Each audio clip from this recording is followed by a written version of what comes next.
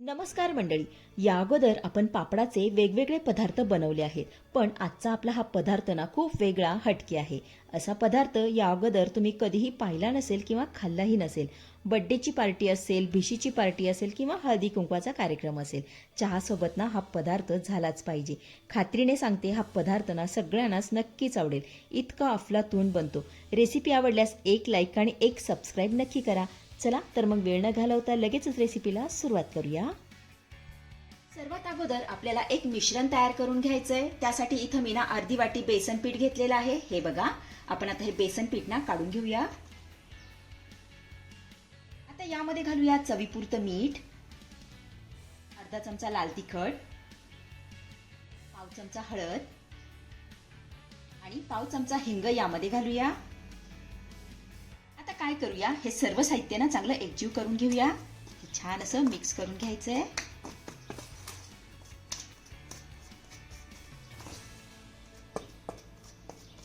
चला, इथे आपलं सर्व साहित्य चांगलं मिक्स करून झाल्यानंतर ना यामध्ये आपल्याला थोडंसं पाणी घालायचंय आणि याचं सरसरीत मिश्रण तयार करून घ्यायचंय. पाणी आपल्याला यामध्ये ना अगदी थोडं करूनच घालायचंय. हे छान असं मिक्स करून घेऊया. यामधले ना सगळ्या गुठळ्या आपल्याला मोडून घ्यायच्या. एकही गुठळी यामध्ये शिल्लक ठेवायची नाहीये. छान असं मिक्स करून घ्यायचंय.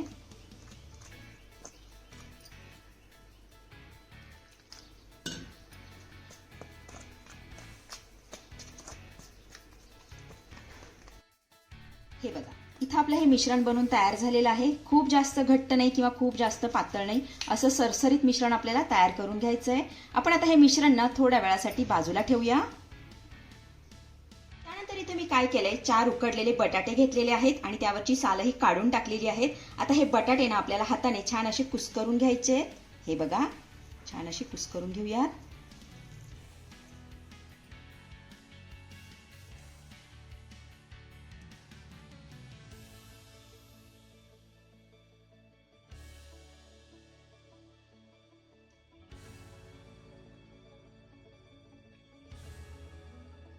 गॅसवरती मी पॅन ठेवून घेतलेला आहे. आता यामध्ये घालूया 1 ते 1.5 चमचा तेल. आता यामध्ये घालूया अर्धा चमचा मोहरी, सोबतच अर्धा चमचा जिरे घालूया. त्यानंतर यामध्ये आपल्याला 1 चमचा किसलेलं आलं आणि लसूण घालायचं आहे. हे घातलेलं आलं आणि लसूण आपल्याला अर्धा मिनिट चांगलं परतून घेऊया.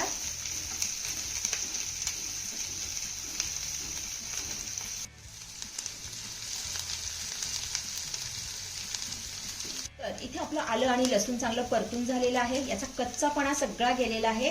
आता यामध्ये ना आपण 2 चिरलेल्या हिरव्या मिरच्या घालूया. या देखील आपण चांगलं परतून घेऊया.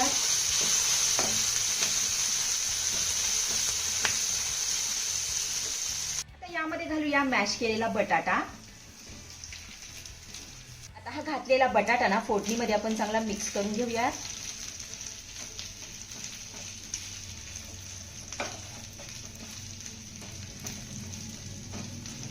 बटाटा आपला फोडणीमध्ये चांगला मिक्स करून झाल्यानंतर यामध्ये ना आपण काही सुके मसाले घालूया.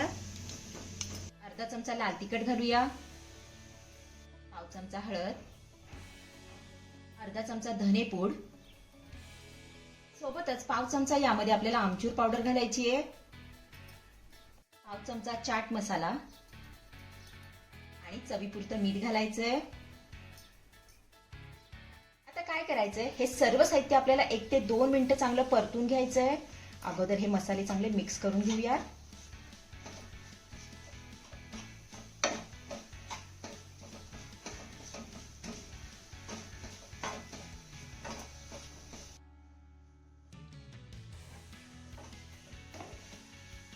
तर इथे मी ना हे सर्व साहित्य चांगलं परतून घेतलेलं आहे. आता यामध्ये घालूया बारीक चिरलेली कोथिंबीर. कोथिंबीर चांगली मिक्स करून घेऊया.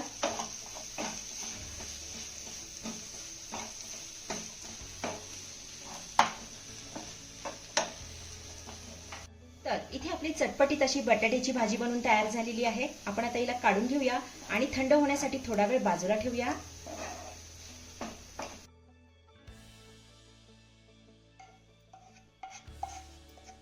तर इथे आपली ही भाजी भाजी ना पूर्णपणे थंड झालेली आहे. भाजी आपली थंड झाली की ह्या भाजीचे ना आपल्याला गोळे तयार करून घ्यायचे आहेत. थोडंसं मिश्रण आपण काढून घेऊया आणि असा लांब आकाराचा गोळा आपल्याला तयार करून घ्यायचा आहे.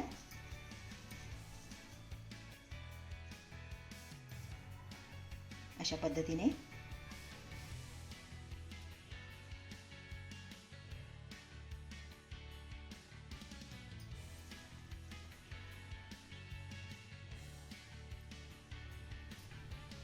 तर इथे तुम्ही बघू शकता आपले हे भाजीचे गोळे बनून तयार झालेले आहेत. हे बघा, आपण आता हे गोळे ना थोड्या वेळासाठी बाजूला ठेवूया.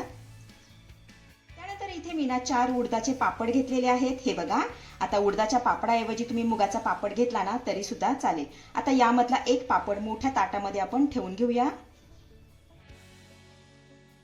आता ह्या पापडावरती 1 ग्लास पाणी घालतीये. हा पापड ना आपल्याला लगेच बाहेर काढायचा आहे. हे बघा, जास्त वेळ पाण्यात ठेवला ना तर हा तुटू शकतो. आता हा पापड मी पोलपाटावर काढून घेतेय. पापड आपला पोलपाटावर ठेवून झाल्यानंतर तयार केलेलं बेसन पिठाचं मिश्रण यावरती आपल्याला लावून घ्यायचंय. हे बघा, सगळ्या बाजूने छान असं व्यवस्थित लावून घेऊया.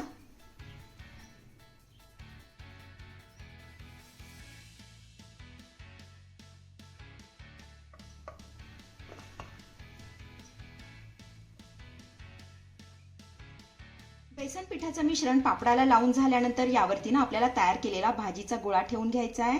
अशा पद्धतीने नंतर ह्या दोनही साईड आपल्याला अशा पद्धतीने दुमडून घ्यायच्यात. हे बघा, त्यानंतर याची ना आपण अशी गुंडाळी करून घेऊया.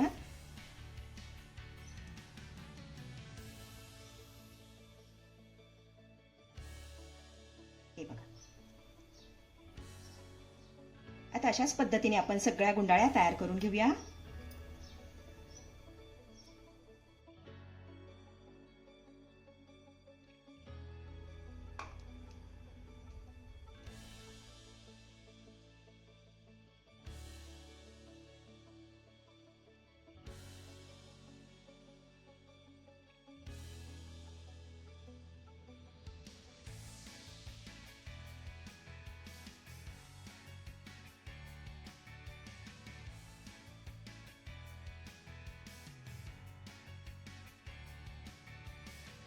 इथे तुम्ही बघू शकता आपल्या पापडाच्या सगळ्या गुंडाळ्या बनून तयार झालेल्या आहेत. आपण आता काय करूया, या गुंडाळ्यांना मस्त अशा तळून घेऊया. त्यासाठी कढईमध्ये तेल गरम करण्यासाठी ठेवलेलं आहे. आता हे तेल ना आपल्याला अगोदर चांगलं कडकडीत गरम करून घ्यायचं आहे. तर इकडे आपलं तेलही चांगलं गरम झालेलं आहे. तर सुरुवातीला 2 गुंडाळ्या यामध्ये मी सोडून घेतेय.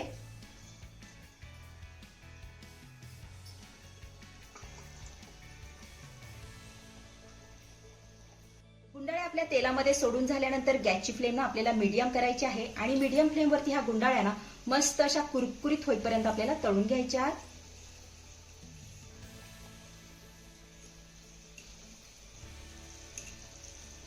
गुंडाळ्याची एक बाजू तळून झाली की आपण ह्या पलटी करून घेऊया.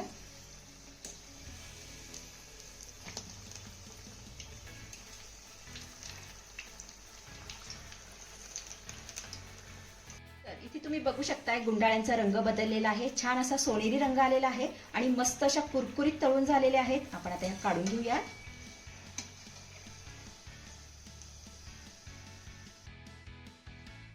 आता राहिलेल्या गुंडाळ्या देखील आपण तळून घेऊया.